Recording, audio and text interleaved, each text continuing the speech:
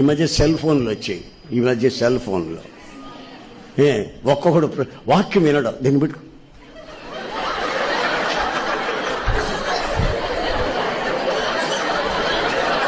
అంటుంటాడు. దాంట్లో ఉండే చిప్ ఎంత, దాంట్లో ఉండే దాంట్లో డ్యూరేషన్ ఎంత ఉంది, చిప్ ఎంత ఉంది.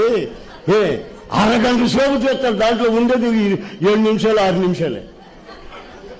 ఏమండి 3GB అయితేనే 7 నిమిషాలు 8 నిమిషాలు అవుతుంది. ఆడు గంట సేపు చేస్తానే ఉంటాడు. ఏమో వాడు మునిగిపోయినట్టుగా వాక్యం అడిగాడు దరిద్రుడు.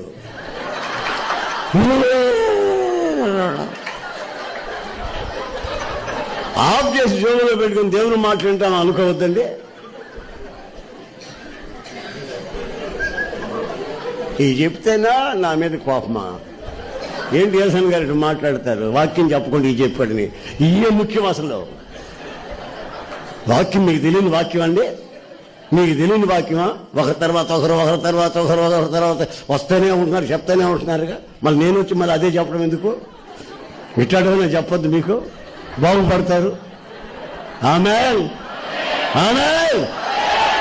ఆ యవ్వ వచ్చిందా ముసలామే వచ్చి, అయ్యా నా కొడుకు ప్రార్థన చేయ్యా, అర్ధర్మారుడు తాగుబోతుడు పేకాడుతున్నాడు, ప్రార్థన చేయ. ఏం పేరమ్మా అన్న? రమణ అన్నది. రాసుకున్న రమణ కొరకు ప్రార్థన చేస్తాను అమ్మని. చేస్తే కాదు, దీంట్లో చెయ్యి, దీంట్లో చెయ్యి. దీంట్లో ఎందుకమ్మా? ఆయన దగ్గర యేసు ప్రభు దగ్గర తెలియదు, యేసు ప్రభు దగ్గర సెల్ లేదు. నేను మామూలుగా ప్రార్థన చేస్తా, ఆయన వింటాడు. వెళ్ళమ్మన్న కాదు, దీంట్లో చెయ్యి. అయ్యా చెయ్యి తీసుకున్నా. హలో ఎవరు నువ్వు? రేపు పనికి మాట్లాడు పెట్ట సినిమా హాల్లో ఉంటే ఊరికి డిస్టర్బ్ చేస్తే ఎవరు నువ్వు అంటున్నాడు నన్నాడు. నన్నండి నాకు చెమటలు పోసిపోయినాయి. ఎవరా నువ్వు పెట్టరా అక్కడ సినిమా హాల్లో ఉన్నాను నేను అంటాడు.